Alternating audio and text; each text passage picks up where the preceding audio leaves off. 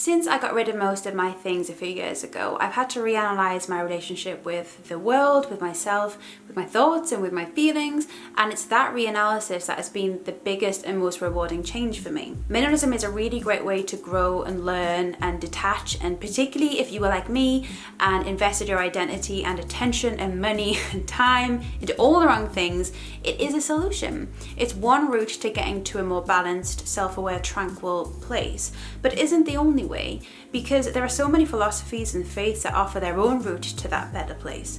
Minimalism is quite a modern, culturally reactionary way of getting there, but the lessons it taught me can be found elsewhere and explored from different perspectives and in different depths. And for me, this is where Stoicism came in. When I first came to Stoicism, I was struck by many of the consistencies between it and the lessons that I learned as a byproduct of getting rid of so many of my things.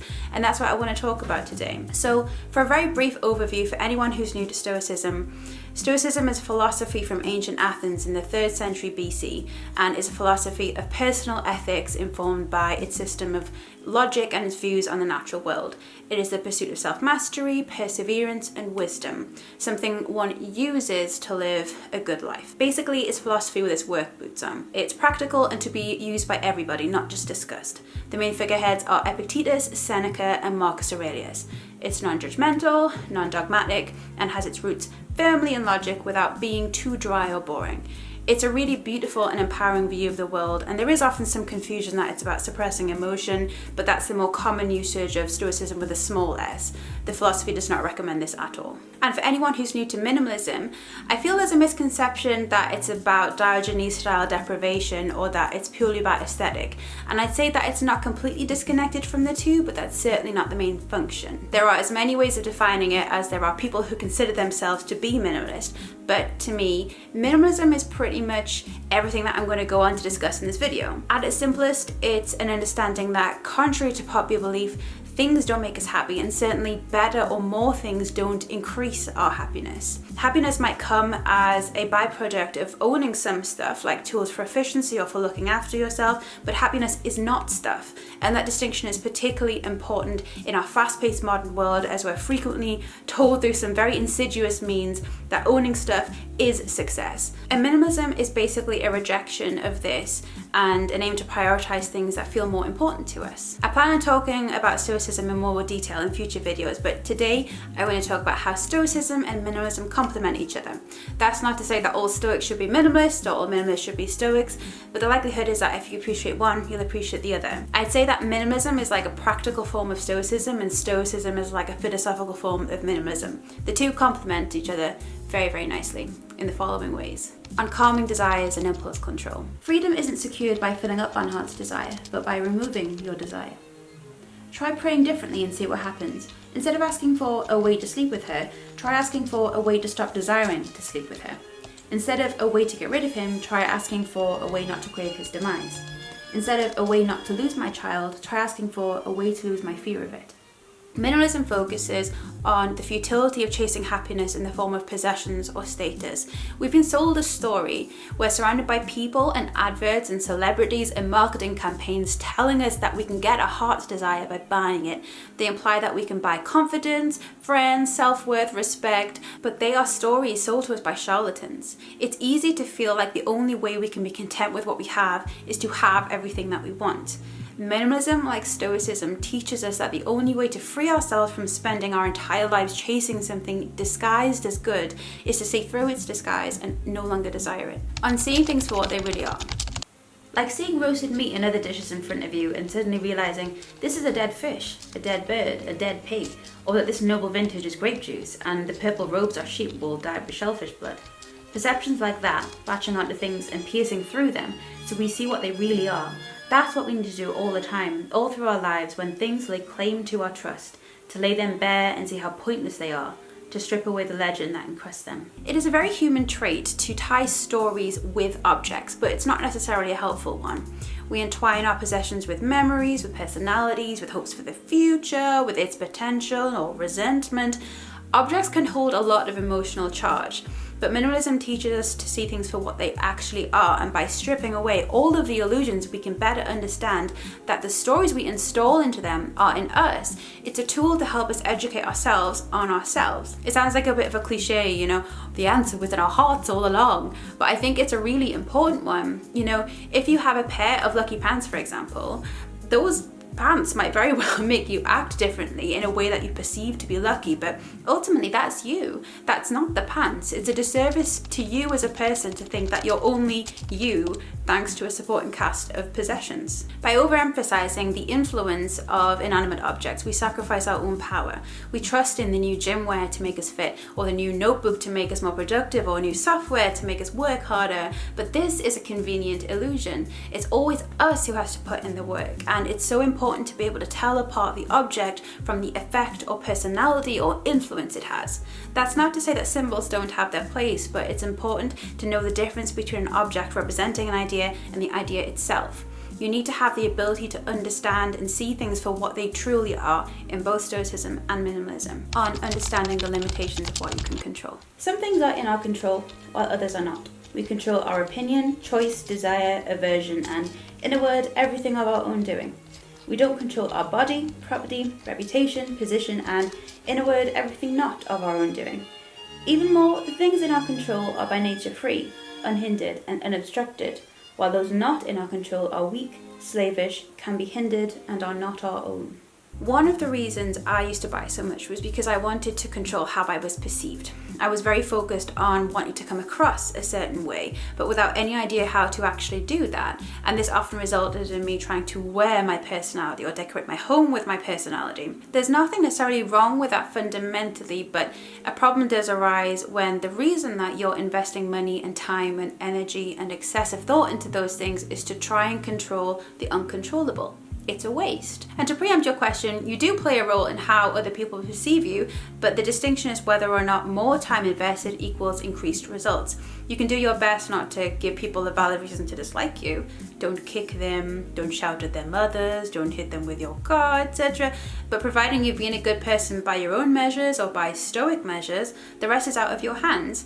You could be the best person in the world, but someone can still disagree with you or be jealous of you or want you to fail. When I started to appreciate that there were things under my control and things that were not, it was such a liberating feeling. Letting go of the things that I spent my life trying to control tied in beautifully with me letting go of the physical things I'd collected with the aim of having control. Understanding the limits of what you can control means you can target your energy towards things that can genuinely make your life better, and it makes you a happier person because all of those pent frustrations just have no business plaguing you any longer. And you know, the grass is not greener on the other side. The grass is greener where you water it. We can give so much attention to other people's grass and what other people think of our grass that we forget to invest that energy where it actually will have a profound impact, developing our own minds and watering our own grass. Target your limited supply of energy on what you can actually control. Anything else is a waste. On freeing yourself from distractions. And if you can't stop prizing a lot of other things, then you'll never be free. Free, independent, imperturbable. Because you'll always be envious and jealous, afraid that people might come and take it all away from you. Plotting against those who have them, those things you prize.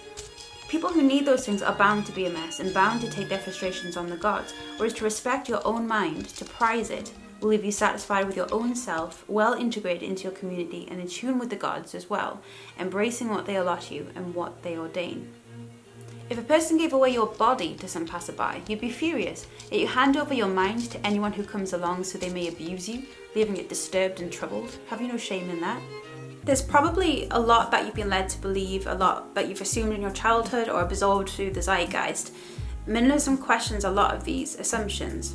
Success is too often defined by what you have or being able to afford expensive things. Defining success this way is a distraction from living a truly great life, and that's not to say that being rich and being virtuous can't coexist. It's more about what guides you. If the acquisition of material goods and status guides you, you're unlikely to be fulfilled. If you're guided by desire to maybe provide a good life for your family or provide something of genuine value to your community, then you might end up with riches while living a great life, but it's an important distinction to make. If we prize material goods too highly, we use that as a means of assessing our self-worth and run the risk of damaging our relationship with ourselves. This is often where pettiness and jealousy and bitchiness stem from. By freeing ourselves from that commitment to owning stuff or seeing our personal value and the value of our possessions as one, we are able to remove that as a distraction and work towards something that is truly valuable and virtuous. On gratitude. Do not spoil what you have by desiring what you have not.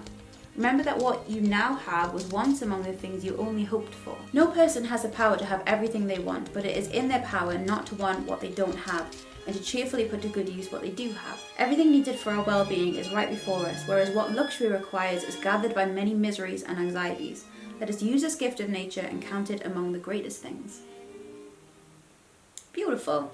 Often our desire for new things is born from a discontentment of what we already own and by proxy who we are.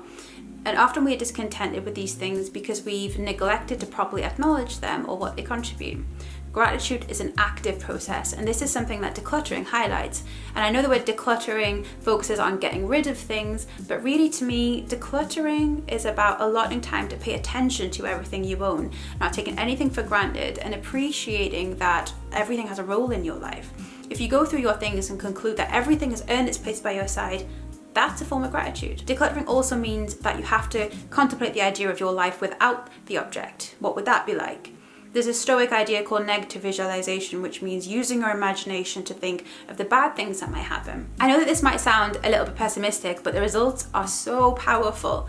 We live our lives based on the assumption that tomorrow will largely be the same as today. Reminding ourselves that that's just an assumption and we can't know what's around the corner is like sending a shock of life into the present moment. It's like charging the present moment up.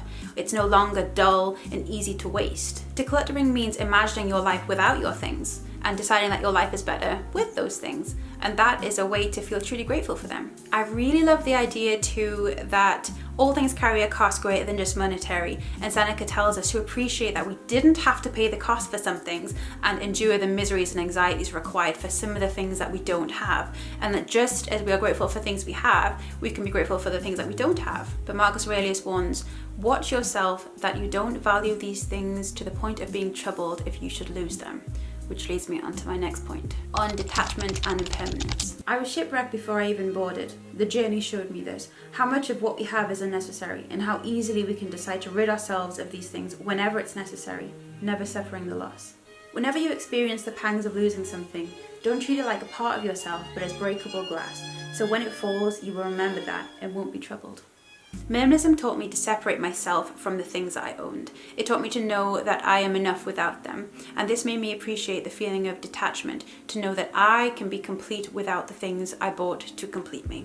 Yes, tools are useful and beautiful things are enjoyable, and there are plenty of things that I get pleasure from owning, but just as I am fleeting, just as life is fleeting, so are my possessions. I'm not tied to them any more than tomorrow was guaranteed. It's interesting because we as humans tend to value scarcity. The last chance sale is more appealing than the generic sale. The last piece of cake is more precious than the first. Rare gems are more expensive. Limited edition items are prized more. But it's easy to fall into the habit of forgetting the scarcity of the hours left in our lives. And so we live like we might live forever, forgetting that everything we own will no longer be ours one day. And it's not that we should think only of the fact that one day we will die and live every day too stressed to cope, but it's more about not forgetting that one consistent truth that underlines everything. If you allow your impermanence to inform your decisions, then you can't help but focus on what's really important. And is that working solely to own more stuff? Probably not. If you've ever been to a funeral, it's quite a bizarrely magical experience. Unpleasant, yes. But for a short while after, you might find that your life looks a bit different. It's like you're looking at it with a different measurement of what's important. And you might spend more time with your loved ones or talking or thinking. And that thing that you were stressed about just doesn't seem as important anymore. And then before you know it, you're back to normal. But it's important to always keep one foot in that state. That perspective is important. So I hope that whether you came to this video from a minimalism angle or a stoicism angle, you were able to get something from it. I think the two are they're so beautiful separate, but together, I don't know, there's just something, they light each other up. There's something about it that I just really, really love. This is predominantly a minimalism channel, so if you want to learn more about that, then I have many other videos, and if you're interested in Stoicism, I do plan on making more Stoic videos, but I will leave some references in the description for now, things you can check out if you are so interested. If you enjoy this video, please give it a like and subscribe if you'd like to see more, and I hope you're all doing very, very well. I'd love to hear your thoughts in the comments. Were you able to take anything away from this video that you potentially weren't expecting to do?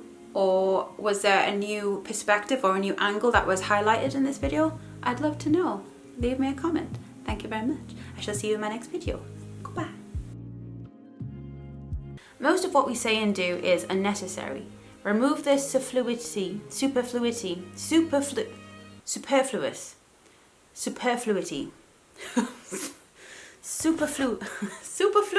That can't be superfluity. Superfluous. Superfluity. See, when you're not saying these things out loud, it doesn't matter how you pronounce them, but... Superfluity. Superfluity. Okay. Most of what we say and do is unnecessary. Remove the superfluity and you will have more time and less bother. So in every case, one should prompt oneself, is this or is this not something necessary? And the removal of the unnecessary should apply not only to actions, but to thoughts also. Then no redundant actions either will follow. Superfluous. Roll up, let me embed a story you'll never forget. A drip, drip, but drowning in debt now. You can't buy your way out. And I heard you find it difficult to cope. Well, you buy this bottle full of hope and limited supply, short-lived